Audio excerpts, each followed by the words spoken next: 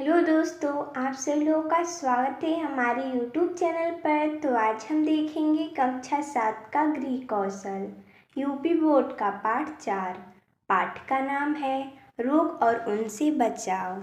तो देखिए दोस्तों, जैसा कि हमने इस वीडियो में इस पाठ के प्रश्न उत्तर को लिया है, तो चलिए देखते हैं। प्रश्न बहुविकल्पीय प्रश्न है। प्रश्न नंबर 1 सही विकल्प को चुनिए। प्रश्न है और 4 विकल्प दिए गए हैं। इन्हीं चारों विकल्प में से जो विकल्प सही रहेगा उसे हमें चुनना है। तो प्रश्न कुछ इस प्रकार है कि जल के माध्यम से रोग होता है। विकल्प है मलेरिया, रिकेट्स, स्कर्वी या हैजा।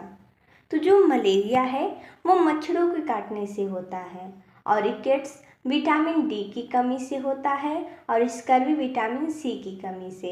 तो बचा क्या? हैजा, जो कि जल के माध्यम से रोग होता है। तो इसका सही हो जाएगा विकल्प घ। अगला प्रश्न दूसरा है, टाइफाइड रोग फैलता है। विकल्प है दूषित भोजन से, जल से, दूध से या उपयोग सभी से।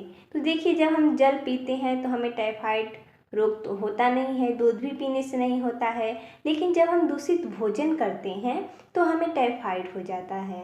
तो इसका सही हो जाएगा विकल्प क। अगला है दूसरा, मिलान कीजिए। तो यहाँ पर दिया गया है और हमने यहाँ पर मिलान किया है। पेचिस का मिलान करेंगे जीवन रक्षक घोल से।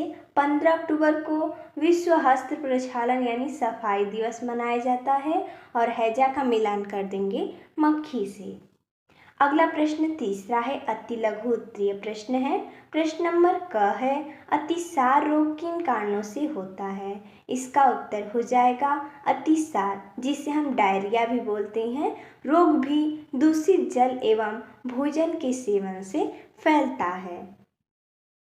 अगला है, हैजा रोग किन के द्वारा फैलता है?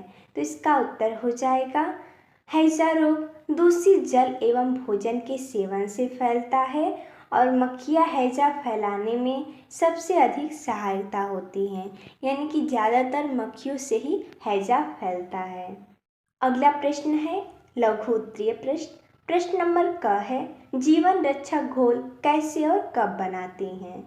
इसका उत्तर हो जाएगा जब किसी व्यक्ति को अतिसार यानी डायरिया रोग हो जाए तो निर्जलीकरण को रोकने के लिए जीवन रक्षक घोल बनता कैसे है?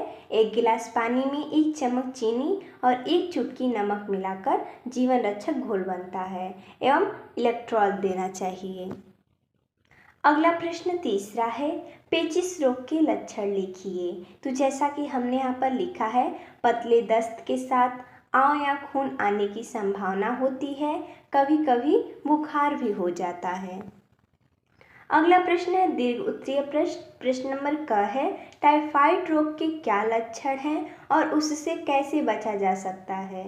तो जैसा कि हमने यहाँ पर लिखा है कि टाइफाइड रोग के क्या क्या लक्षण हैं, तो यह सर्दी, जुकाम या फ्लू से शुरू होता है और इससे नर्व्स ढीली पड़ जाती हैं। रोगी को तेज बुखार आता है, तापमान घटता बढ़ता रहता है, शरीर कमजोर हो जाता है, कभी कभी शरीर पर दाने दिखाई देते हैं, उल्टी, दस्त या कब्ज की शिकायत रहती है।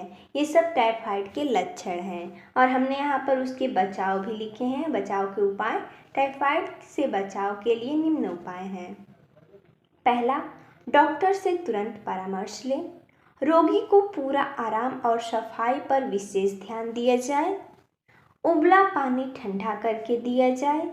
रोगी को उबला दूध, साबूदाना, दलिया, मूंग की खिचड़ी दें। अगला है भोजन संबंधी अच्छी आदतों से आप क्या समझते हैं, अपने शब्दों में लिखिए। इसका उत्तर हो जाएगा उत्तम स्वास्थ्य के लिए भोजन संबंधी अच्छी आदतें अति आवश्यक हैं, जो निम्नलिखित हैं।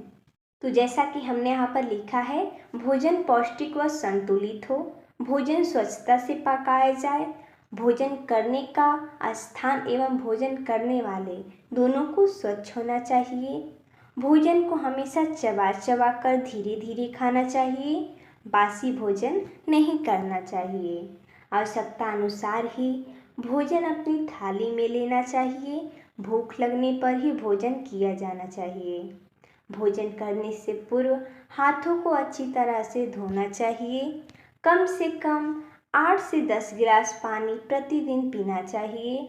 अधिक मिर्च मसाला वाला भोजन न करके मौसमी ताज़े फल सब्जियां खाना चाहिए। भोजन पकाने, परोसने तथा खाने से पहले हाथ धोना चाहिए।